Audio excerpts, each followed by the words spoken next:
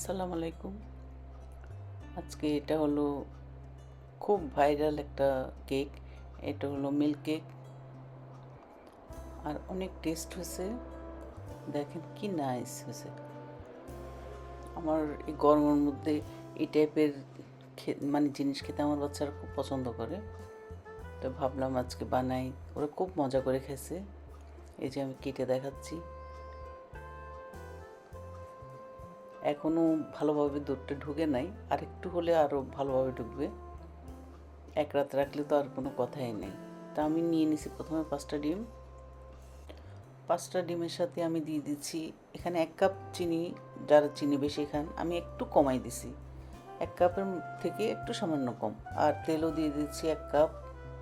তারপর এই যে ময়দাটাও দিয়ে দিচ্ছি 1 কাপ। আমি খুব শর্টকাটে কিন্তু কেকটা বানাই। আর দিয়ে দিচ্ছি এখানে 1 চামচের মতো বেকিং পাউডার, সবগুলো ব্লেন্ড করে। আর এই ট্রেটার মধ্যে আমি একটু তেল ব্রাশ করে নিয়েছি, বাস ডাইরেক্ট ট্রেতে দিয়ে দিছি, দিয়ে একটু ঝাঁকড়ায় নিয়েছি। এরপর ওভেনে ঢুকিয়ে দিলাম এটা 30 মিনিটসের জন্য। এর মধ্যে আমার কেকটা হয়ে যাবে। এখন আমি মিল্কটা করে নিচ্ছি। এখানে 2 কাপ মিল্কের সাথে লাগবে একটা ইভাপোরেটেড মিল্ক আর কনডেন্সড মিল্ক। এখানে আন্দাজ অনুযায়ী দিব, পুরোটা আমি কনডেন্সড মিল্ক ইউজ করবো না, তবে ইভাপোরেটেড মিল্ক পুরোটাই ইউজ করব। একটু এলাচি গুঁড়ো দিয়ে দিলাম। তারপর সব একসাথে দিয়ে এই যে আমি কনডেন্সড মিল্ক একটুখানি রেখে দিছি, দিয়ে বাস এটা এখন আমি একদম ঘন করে নেব। আর আমার এর মধ্যে কেকটাও হয়ে গেছে। একটা কাঠির সাহায্যে কেকটাকে আমি এভাবে করে একটু ফুটে ফুটে দিব, যেন ভিতরে মিল্কটা ঢোকে।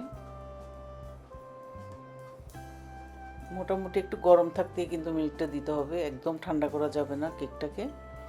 একটু যখন কুসুম গরম ছিল, সামান্য একটু গরম, তখনই আমি মিল্কটা দিয়ে বাস রেখে দিচ্ছি। এটা হোল নাইট রাখলে কিন্তু ভালো হয়, বা 2-3 ঘন্টা রাখলেও হয়।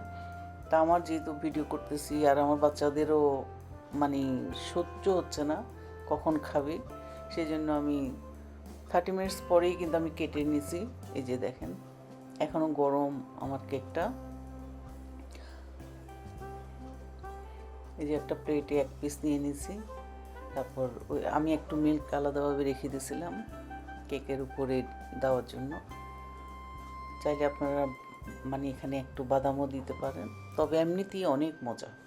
আশা করছি ভিডিওটা ভালো লাগবে। ভালো লাগলে অবশ্যই লাইক করবেন, শেয়ার করবেন, আমার চ্যানেলকে সাবস্ক্রাইব করবেন। আজকে পর্যন্তই। আল্লাহ হাফিজ।